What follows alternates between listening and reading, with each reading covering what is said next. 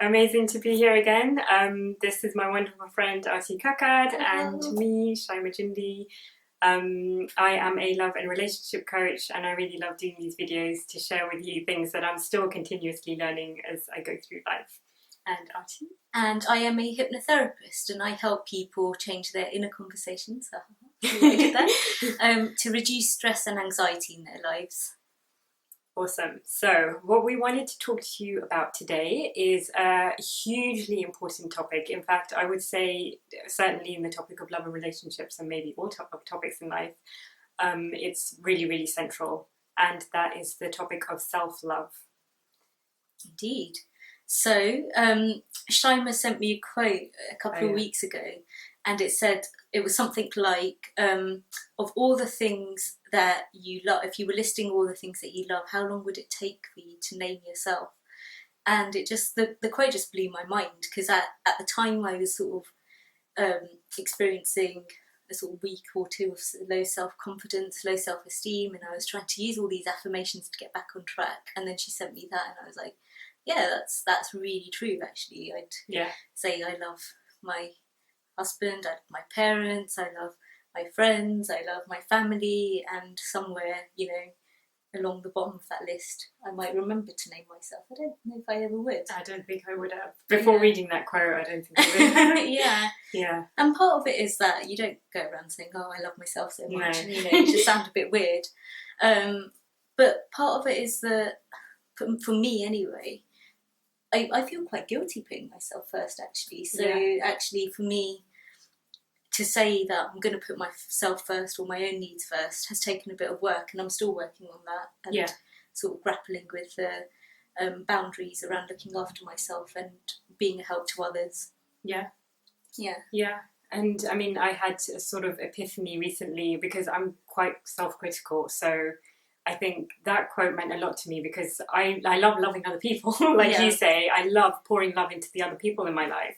But when it comes to me, I'll just beat myself up over the tiny things. And, I try and be a positive thinker and all of that, but still you'll fall into the trap of saying, oh, why did I do that? Or, okay, well, I could have done that better. And, another really important quote I heard recently was, if you wouldn't say it to your friend, don't say it to yourself. Yeah, and absolutely. I was like, for sure, I would never speak to you like that. I would never even think those things. Do you know what I mean? But somehow when it's yourself, suddenly your self-critical mind goes on. So just remember to challenge yourself. It will come with time.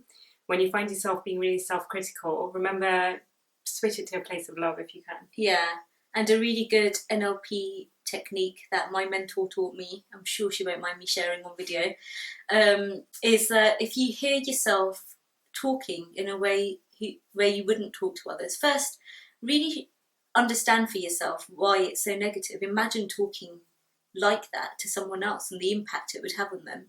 And then once you've really convinced yourself that this isn't the best way to talk to yourself, you can then use a technique called stop.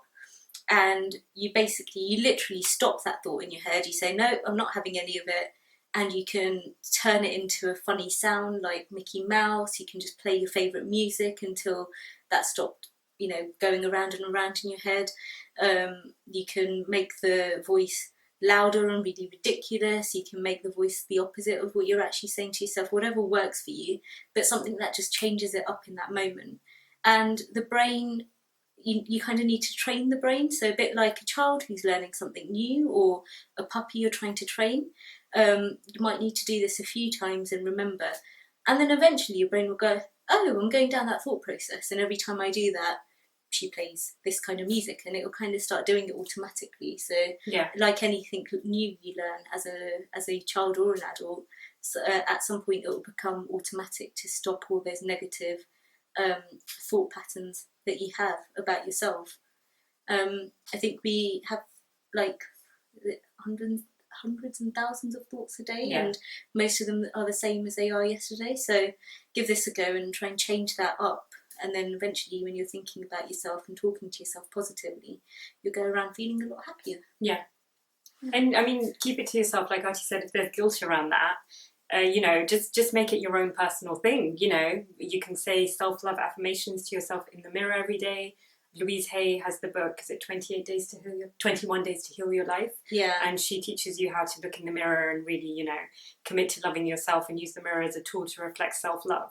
So just do it for you, and you will probably notice a difference around how other people react to you, because when you're coming from that place of love, it's what one of my mentors, Rory Ray, calls a fountain. You then have a fountain of love which spills onto others.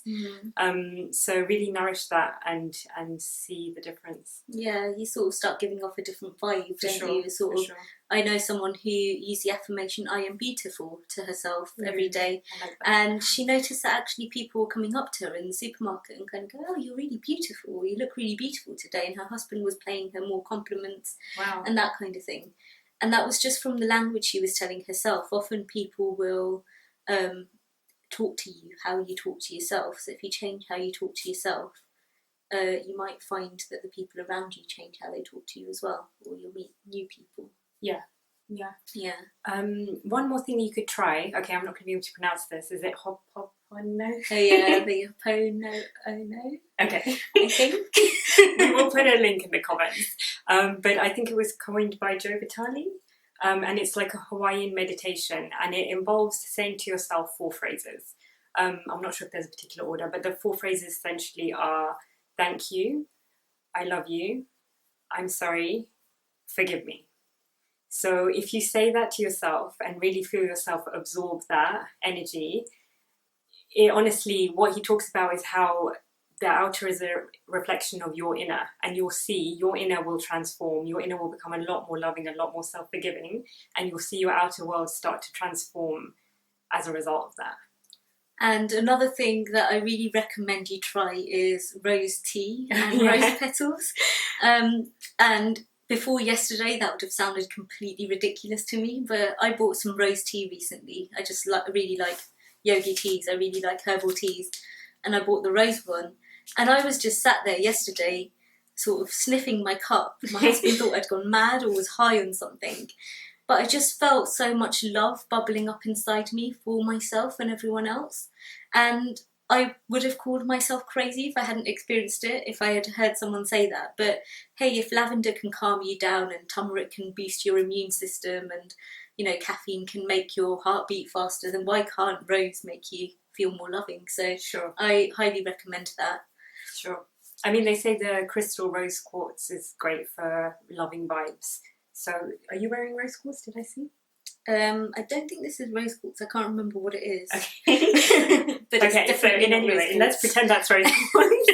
Totally wear a rose quartz bracelet, or, you know, some jewellery with that, or even just have like a crystal in your bedroom or somewhere in your house. Yeah.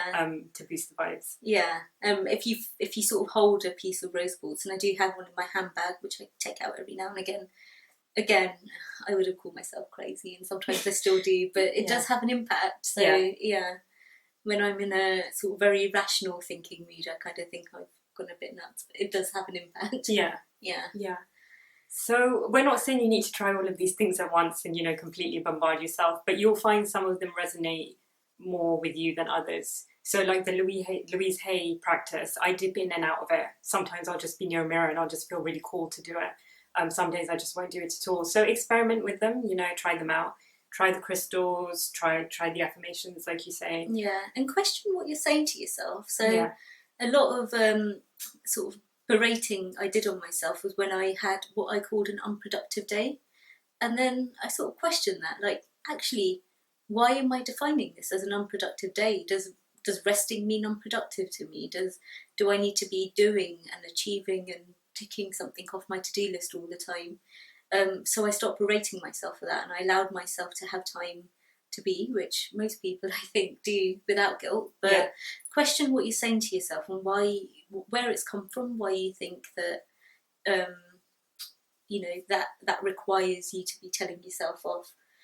Often we have, you know, we don't talk to ourselves negatively for no reason. So it's either because we've kind of absorbed something negative someone else said to us, or we think it's going to be motivational. So I think somewhere in the back of my mind, I thought I was going to be able to achieve more if I kept sort of telling myself off for not doing enough.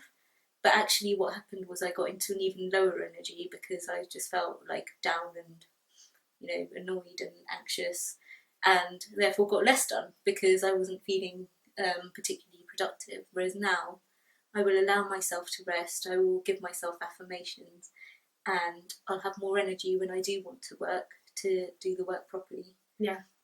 Shay was looking at me with an eyebrow raised. I'm working on it. No, you are, and I think that's a good point, because there would have been a time when you would have been really hard on yourself because of that. And all completely unaware that that's what I was doing. Yeah. So, yeah.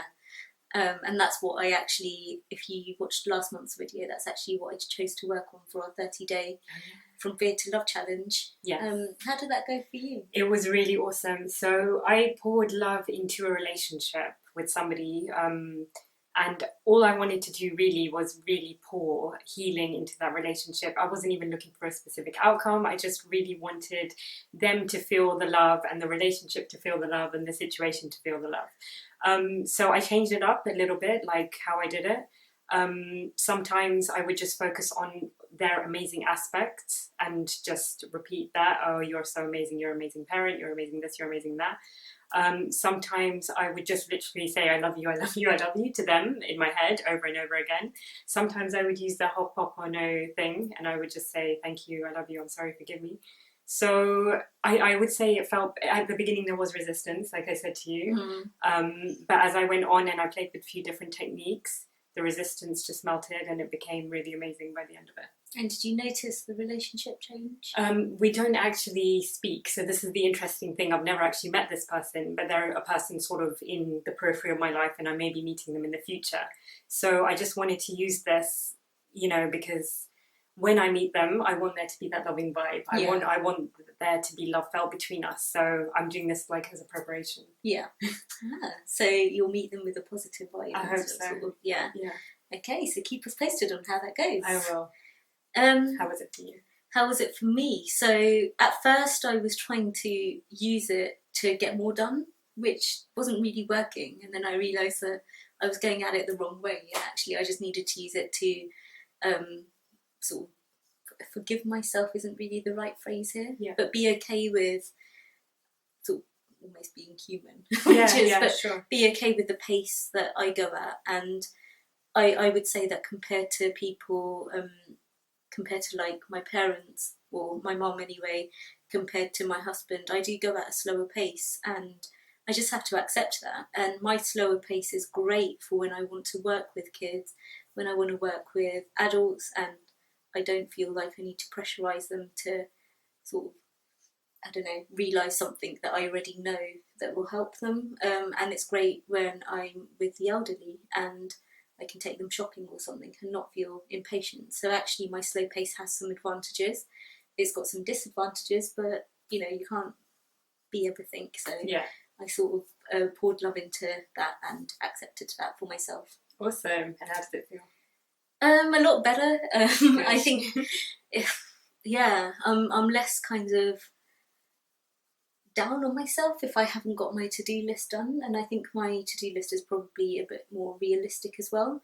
I have learnt to say no when I think I was just accepting any work I got at one point, and I've learnt to say no and not feel scared that because I've said no suddenly all my work is going to go away from me, and so I've kind of learnt that actually I don't have to say yes to every single opportunity that comes my way, and if I am busy, I'm busy. It's a work in progress, but it's a lot better than how I was living my life before. Awesome. Awesome. So our challenge for you this time is to try 1 to as many of the self-love rituals that we've mentioned that resonate with you. Experiment with them over the next 30 days, try them out. And whenever you're feeling a little bit down, whenever you're feeling a little bit self-critical, pull one of those out of the bag and see how you can shift yourself to a place of loving yourself. Yeah. And thanks for listening. See you next time. See you soon. Bye.